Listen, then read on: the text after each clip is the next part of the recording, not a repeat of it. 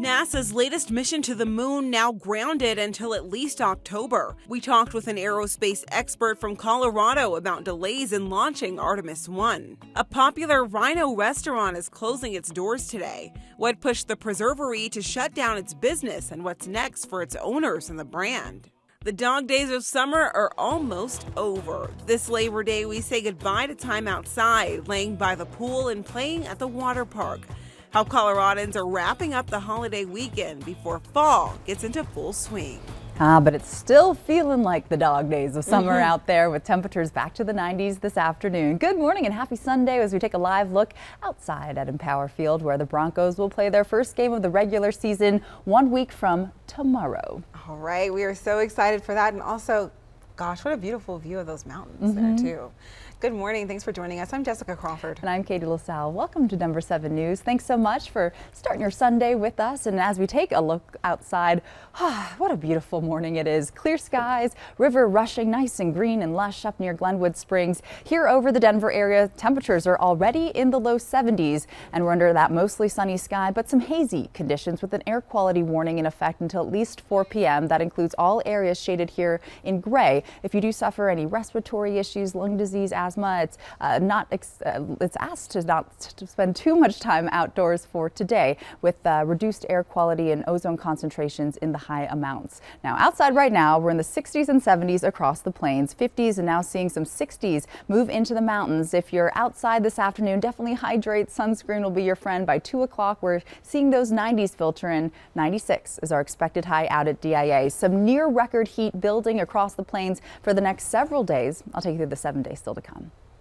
Katie, thank you. And like she just said, above normal temperatures, also near record highs, are expected over the next several days. And because of this, doctors are warning of the dangers of prolonged heat exposure. The elderly, people who are very young, tourists, and people with chronic health issues are the most at risk. Doctors say to check in on those older relatives that you have this weekend, especially those who are homebound. And for those visiting Colorado over this Labor Day weekend, stay hydrated and know your limits. If you're heading out on a hike or to the pool, remember that sunscreen, wear some loose-fitting clothing, and don't wait until you're thirsty to drink water. Drink it all day. Heat stroke is a serious illness, and it only takes minutes to become life-threatening. All good reminders. Now, the end to summer officially isn't technically for a few weeks. But Labor Day is often considered the unofficial end of summer because outdoor pools start to close for the fall. Denver 7's Christian Lopez is live at one of the biggest pools and outdoor water parks in Colorado as the clock runs out for us to enjoy the summer. Christian, how are people feeling as they soak up these last few days? Well, they are taking advantage of it while they still can, and we are feeling those hot temperatures already this morning. This is one of the last weekends that pools across the Denver metro area will be open, including Water World here. And right now things are pretty quiet because the park doesn't open for another hour or so, but we have seen a few people that are already showing up this morning, and it is going to be a very hot rest of the Labor Day weekend. We are already feeling those warm temperatures. They're going to be hitting the high 90s. So what better way to cool off than to stop by here one last time while you still can. We spoke with guests who were here this weekend who said that they were thrilled to enjoy their favorite water rides one more time before the summer ends. And the weather was perfect and things surprisingly were not too crowded. This is probably the least busy I've seen it. I was impressed. I was thinking, man, we're gonna have to get an itinerary, and we hit all the rides we wanted to. It is usually a lot busier because we've had season passes for the last 2 years, and like you had to wait in line forever, but today was pretty chill, which was awesome. And the season did start out with a severe lifeguard shortage all across the state that delayed the opening of several pools and parks this year. One lifeguard that we talked to said that he decided to become a lifeguard to help out with this shortage. I think it's a really nice job. It's a little hot, but you know, you get tan, and just being nice to people on the rides and helping kids out, it makes you feel good.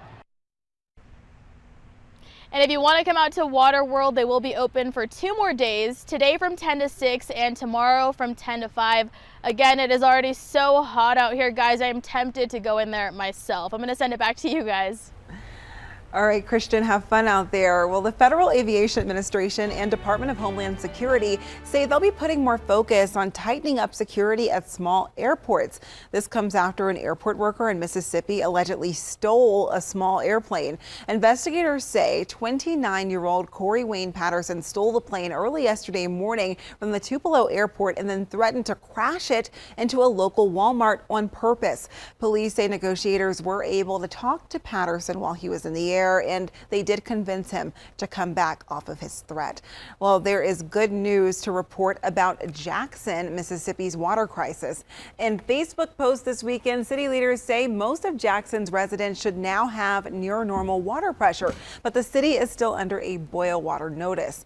Teams from Georgia and Florida water associations are on site to help repair and restore some of the automated systems. City officials did warn residents they might have to do a controlled burn of ammonia due to a leaking tank, but they say that should not pose a threat to the general public. The second attempt to launch NASA's Artemis 1 was scrubbed again yesterday after a fuel leak was discovered. NASA tweeted out this photo last night saying the team will be standing down for the current launch period, which ends Tuesday.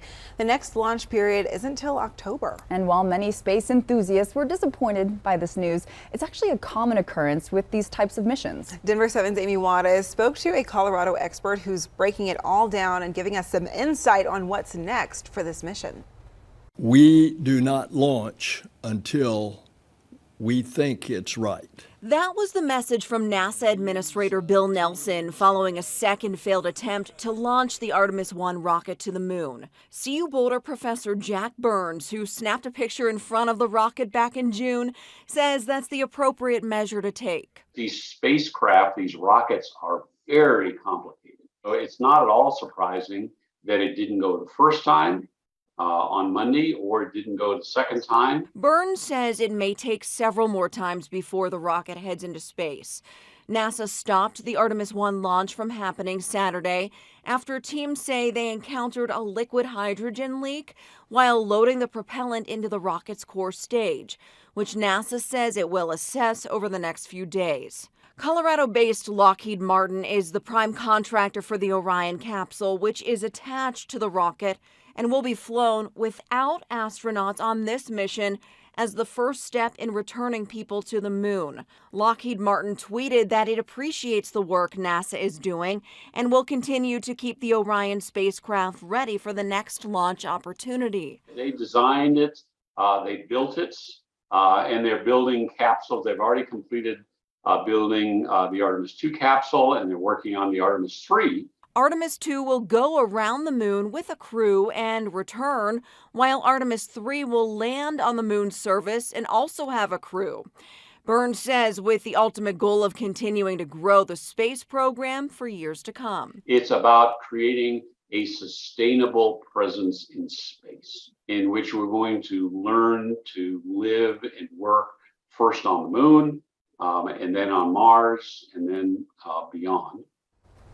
That was Amy Wattis reporting. So when will the third launch attempt take place? NASA says it decided to forego additional launch attempts in early September, so it could be several more weeks or even into October, depending on the launch window before all eyes are back on Kennedy Space Center.